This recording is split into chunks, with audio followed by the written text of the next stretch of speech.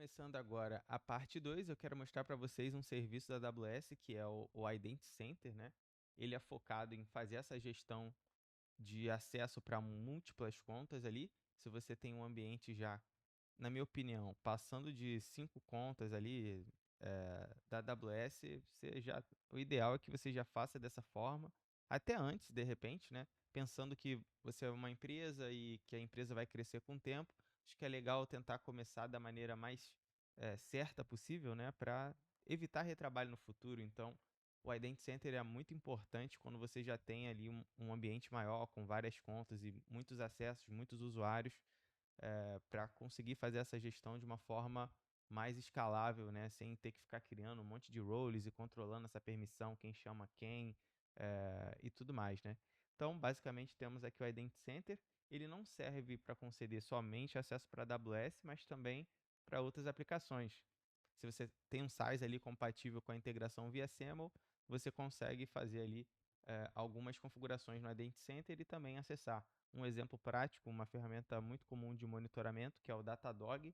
Você conseguiria integrar, por exemplo, o seu Datadog aqui no painel do Identity Center, e aí na hora de fazer o login, você faz o login direto pelo portal do Identity Center, sem precisar ter um login para cada plataforma ali e funcionar de forma integrada, né? Então, eu vou mostrar aqui para vocês. De forma geral, essa parte das aplicações que eu falei, como por exemplo o Datadog, ela seria aqui nessa aba de Applications, né? E aqui nesse portal você conseguiria fazer o cadastro das configurações, tudo bonitinho. Ele te dá o exemplo aqui, você pode usar SAML ou OAuth 2.0. Eu não vou mostrar isso aqui nesse vídeo, mas estou comentando aqui para que vocês saibam que isso existe. De forma geral, vou para a tela aqui dos usuários. O Identity Center ele pode funcionar de duas formas. De forma independente, que é você cria os usuários, os grupos, as permissões totalmente através dele e faz essa gestão centralizada por ele próprio, ou você pode integrar com algum outro serviço seu de IDP ali, né, que forneça essa base de usuários. É muito comum nas empresas terem o AD, né, o Active Directory lá da Microsoft. Então você conseguiria sincronizar o seu Active Directory com o Identity Center e sincronizar os seus usuários e os seus grupos de forma automática, sem precisar ficar criando em dois lugares diferentes, por exemplo. Então, ele atende todos os cenários. Se você não tem uma plataforma única de identidade na sua empresa, você consegue usar o Identity Center como essa plataforma única, mas se por acaso você já tiver ali uma gestão via SSO do Google, uma gestão via SSO usando o AD mesmo da Microsoft, você consegue integrar essas soluções aqui no portal e ele vai automatizar a sincronização dos grupos, a sincronização dos usuários. A única coisa que você vai fazer por ele aqui é criar as permissões e fazer as associações, né? Eu tenho essa permissão com esse grupo, nessa conta, né? E por aí vai. Então ele é bem versátil nesse sentido. A ideia é realmente cobrir, né, todos esses cenários de integração que são muito comuns nas empresas. Mas vamos aqui. Essa é a tela de usuário, né? Então, eu tenho alguns usuários de exemplo aqui. Vou usar meu próprio usuário como base, né? Vamos abrir ele aqui. Aí mostra algumas informações, né, de metadados aqui, nome, e-mail, departamento, endereço, o que você quiser colocar. Então, realmente é bem completo. Você consegue manter todas essas informações aqui de cadastro do usuário através do próprio portal. No meu caso, eu não estou integrando com nenhuma base externa, então toda a gestão é totalmente feita pelo Identity Center mesmo. E aqui você vê os grupos, né? Eu faço parte de alguns grupos aqui, dentre eles esse grupo administradores. Deixa eu abrir ele aqui. O único usuário sou eu, porque é uma conta pessoal de teste, né? Focada aqui para produzir conteúdo para vocês. Então não vai ter muitos usuários mesmo. E aqui você consegue ver quais contas ele dá acesso e tudo mais. Tem as associações, aí você escolhe aqui, por exemplo, Aprenda AWS. Aí ele mostra o Permission Set. O Permission Set é o cara que te dá as permissões efetivamente, né? Lá, para quem já viu a parte do IAM, você tem as roles, você tem os usuários. Os usuários também têm grupo, podem estar ou não dentro de grupos. E como que você faz para dar poderes a esses usuários ou a essa role?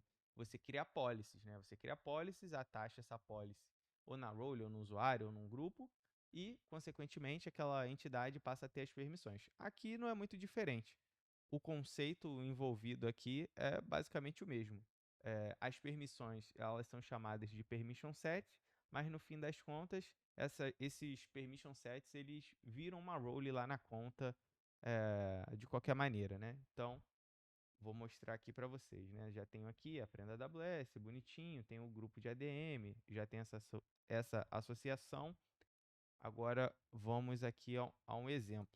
Nessa tela que eu estou mostrando, é onde eu já estou usando o Identity Center. Então, eu vou mudar de tela aqui para mostrar que já está logado em outra conta e eu consigo mostrar melhor para vocês sem precisar ficar entrando e saindo toda hora, né? E a parte do portal também já já eu vou mostrar para vocês. Mas vamos aqui para outra conta. Voltando aqui para a conta B, eu vou inclusive apagar essa role que nós criamos antes, né, para fazer o cross account aqui, já para deixar a conta limpa, né, já que isso é só um teste, eu não vou usar esse tipo de acesso. Vamos voltar. Eu tenho aqui a minha conta B. O Identity Center ele está sendo gerenciado por outra conta, né, que seria a conta master aqui da administração de múltiplas contas aqui dentro da AWS. E aí, aqui eu estou logado, inclusive, via Identity Center também, né? Vou mostrar aqui para vocês o portal. Então, todo o ambiente que você usa o Identity Center, ele vai ter uma URL ali própria. No meu caso, ela tem essa estrutura de nome aqui, né? Aprenda AWS, traço SSO e tal. Então, você consegue definir o nome ali, customizar até certo ponto. O portal ele é bem parecido, ele separa em contas e aplicações. O aplicações aqui seriam as outras soluções que eu comentei no início, né, que você poderia integrar como Datadog e eventuais outras soluções. Então aqui eu tenho várias contas, eu posso simplesmente vir aqui, eu quero entrar agora na minha conta Aprenda AWS. Então, tá vendo? Ó, ele mostra aqui quais permission sets você tem disponíveis, né? Cada conta pode ter um permission set diferente, isso aí vai variar com como você fez essa gestão, né? Para cada tipo de conta você poderia ter uma permissão, mas do ponto de vista de quem é administrador, geralmente você tem um acesso único de administrador que impacta ali todas as contas, né? Então vou entrar aqui, Aprenda AWS, vou até copiar esse nome. Esse é o nome do permission set que está lá, né? Então eu seleciono, eu quero entrar como AWS Administrator Access. Eu clico nele, ele vai abrir uma nova janela aqui e vai fazer o login desde que meus acessos, né, estejam ok, tudo certinho, beleza. Então, essa é uma maneira também de você garantir o seu acesso para várias contas. Você consegue criar um grupo, colocar um permission set vinculado com aquele grupo ali. Você tem os usuários, põe nesse grupo também para gerenciar de forma centralizada. E aí só vai fazendo as associações. Ó, tenho esse permission set, tenho esse grupo, eu permito a conta de logs, eu permito a conta de auditoria, outras contas de segurança, né? E por aí vai, né? Você pode ter um ambiente com múltiplas contas ali e organizar da maneira que fizer mais sentido para a sua empresa. Então, vamos nessa. Aí aqui nessa conta, eu entrei no Identity Center, ele pergunta se eu quero habilitar e tudo mais, mas ele dá uma informação que, olha, você já possui uma instância aqui do Identity Center rodando na sua organização, né? Ela fica em Ohio, tem essa identificação, por aí vai.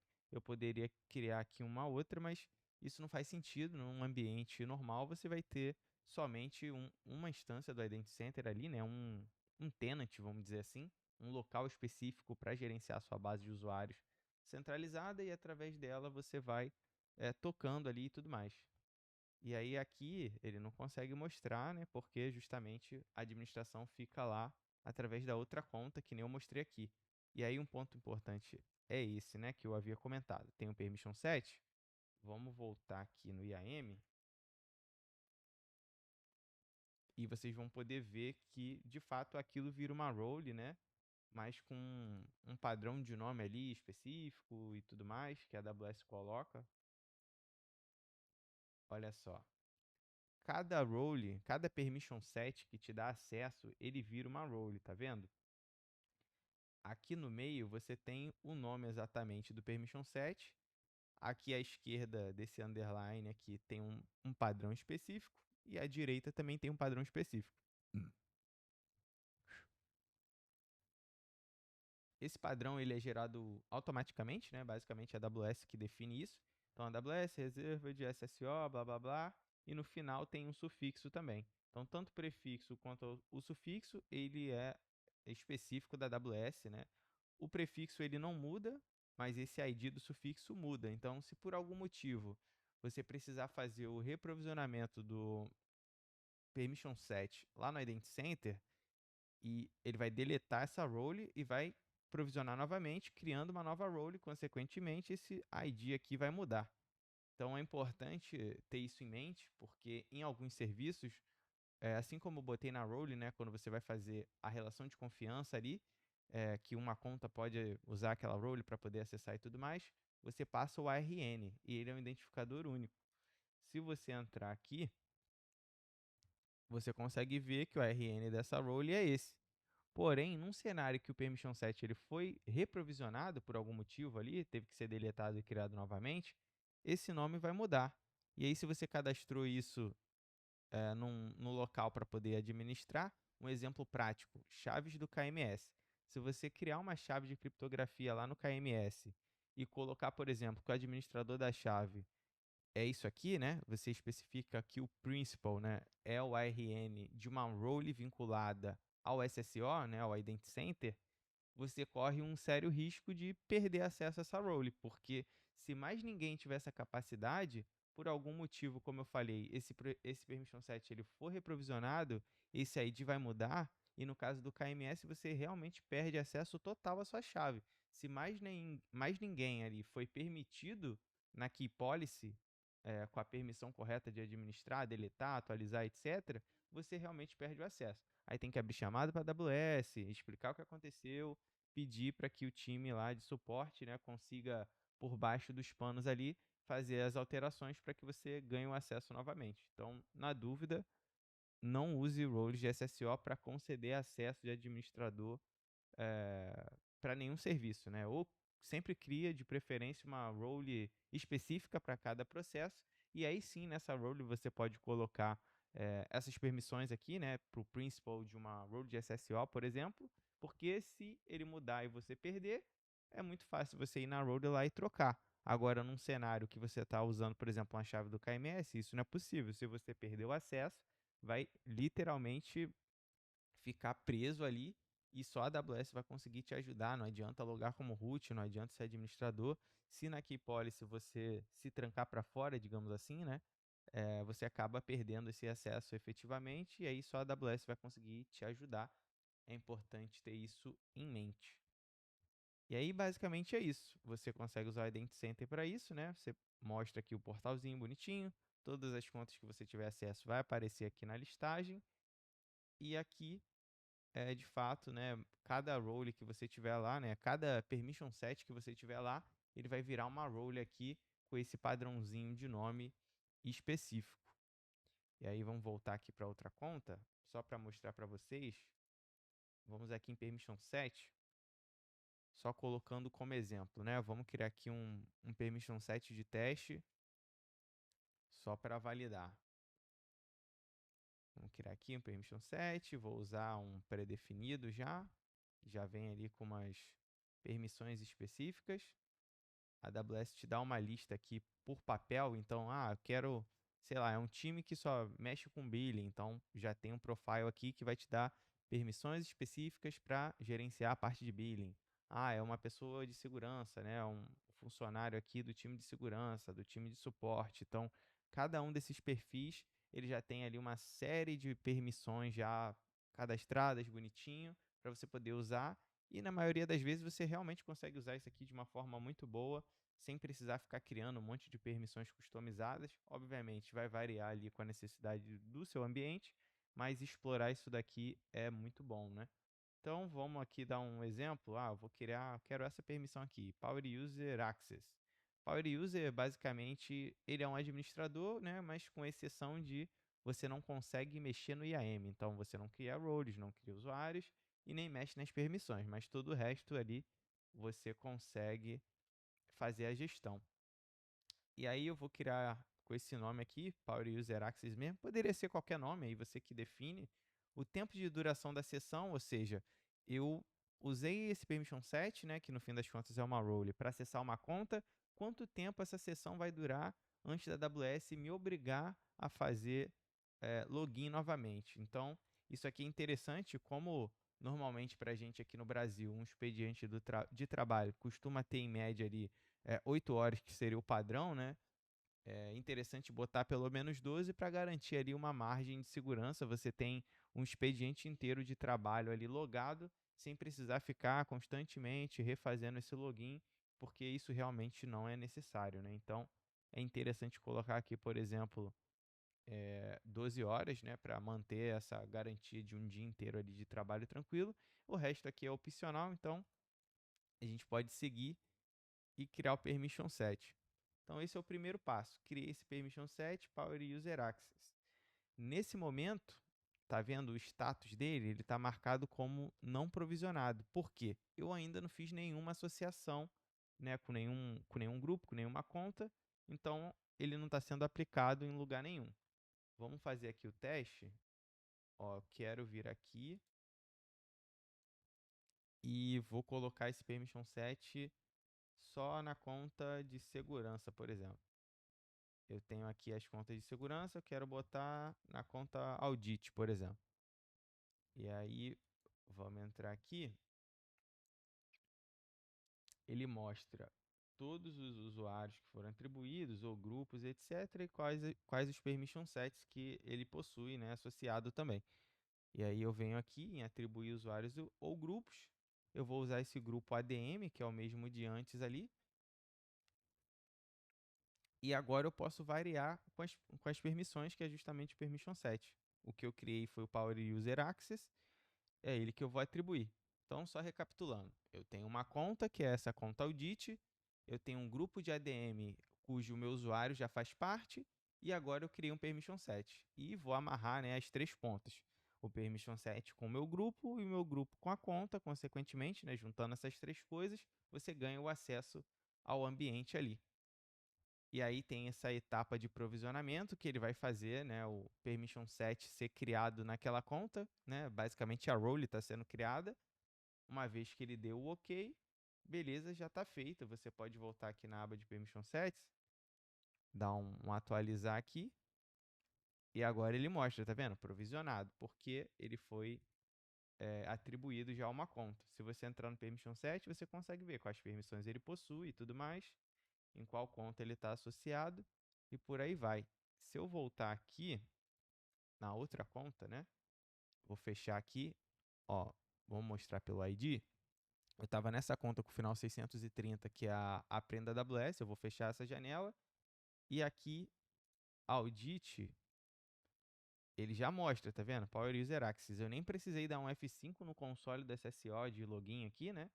E ele já mostra a permissão nova. Então, eu quero entrar agora na conta Audit, que é o final 185. Eu entro aqui no Power User e pronto, já tenho a permissão ali para minha conta. Então, cara, isso realmente é muito bom.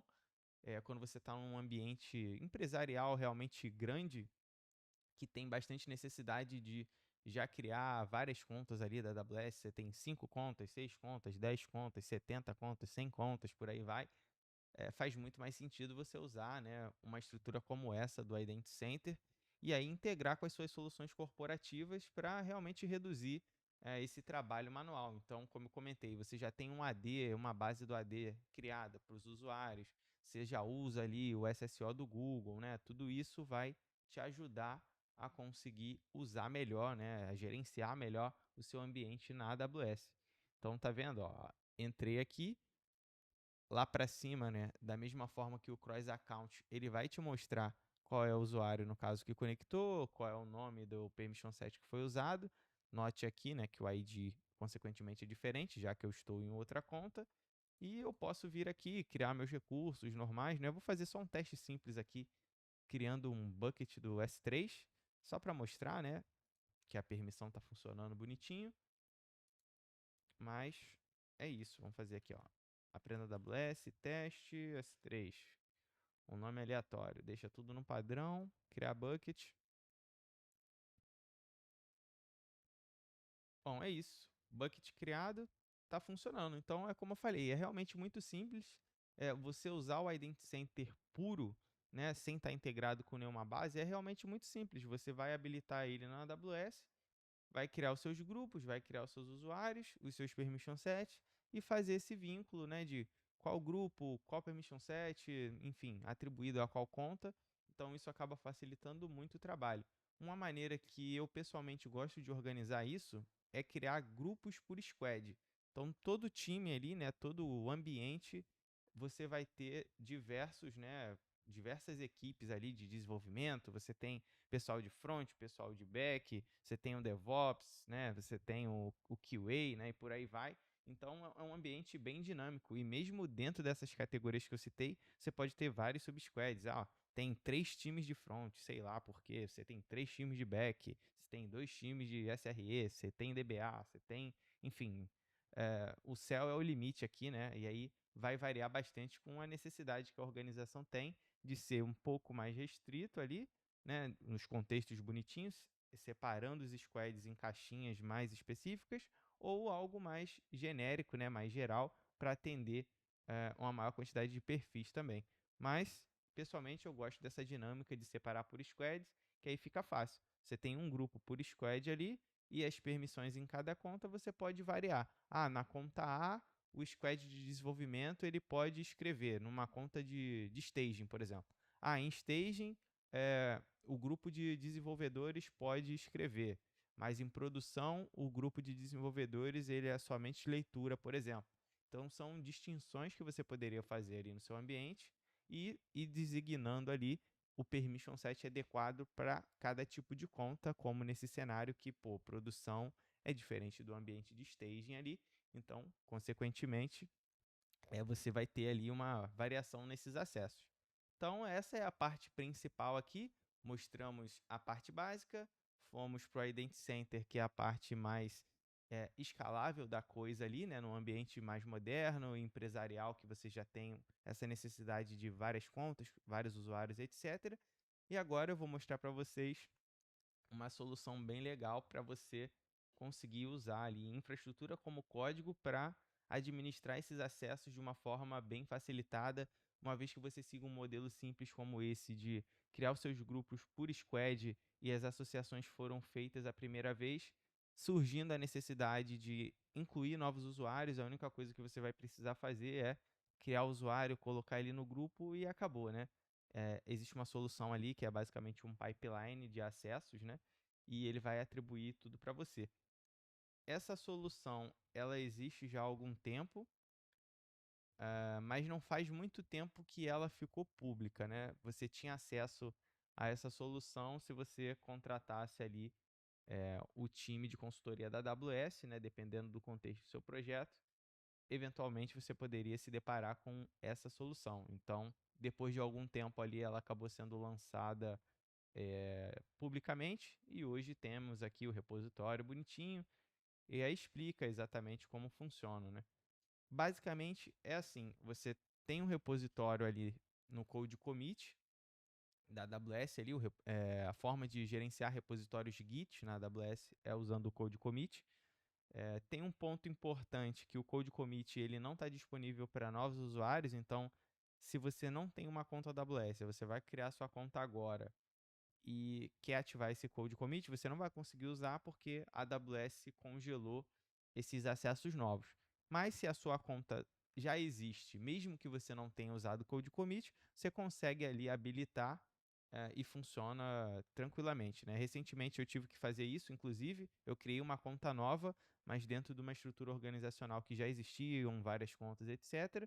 E eu consegui ativar o Code Commit normalmente.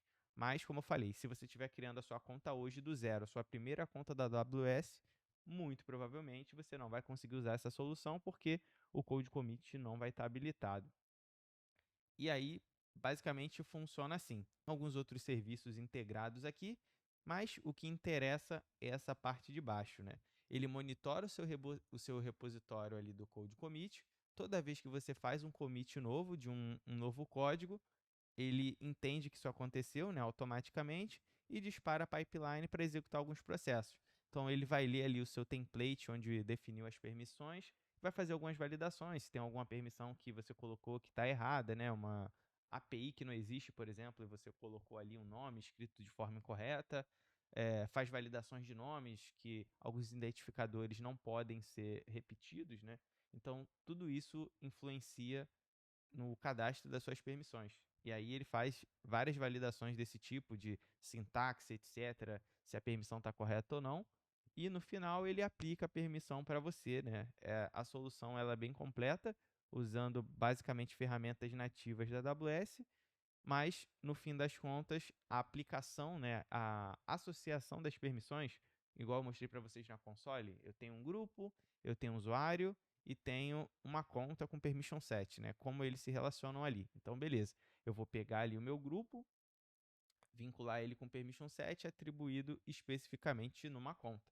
Esse processo ele é feito via Terraform ali, tudo de forma automática e transparente, né? O nosso trabalho como administrador é criar o template das permissões, criar o template das associações e no final o pipeline vai executar automaticamente, né, fazendo as devidas validações e aplicar isso no seu ambiente. Então tem alguns scripts Python ali também no meio do caminho que ajudam com parte desse processo, mas como isso é uma solução da AWS, né, ela já está pronta ali, seu trabalho é realmente na parte de templates e permissões, etc.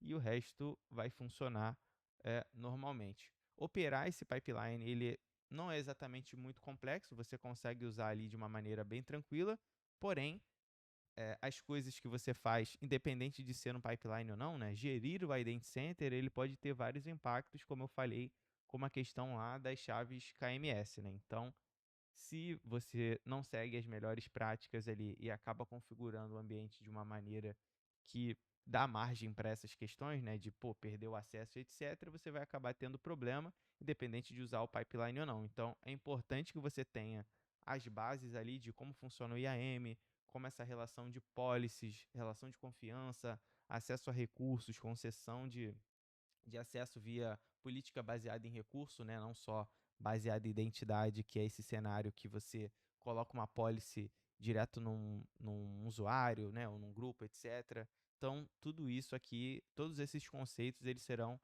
bastante importantes, né? E aí, reforçando novamente, aqui no canal tem uma playlist sobre IAM, então é bacana que você dê uma olhada lá para pegar um pouco desse contexto, né?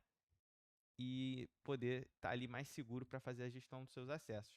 Nesse vídeo aqui eu não vou mostrar essa solução na prática, eu vou deixar isso para um segundo vídeo, mas no momento aqui é tudo que você precisa saber para fazer ali uma boa gestão do seu ambiente AWS, da forma simples até uma forma mais avançada, né, escalável para ambientes maiores. Então é isso, te vejo no próximo vídeo.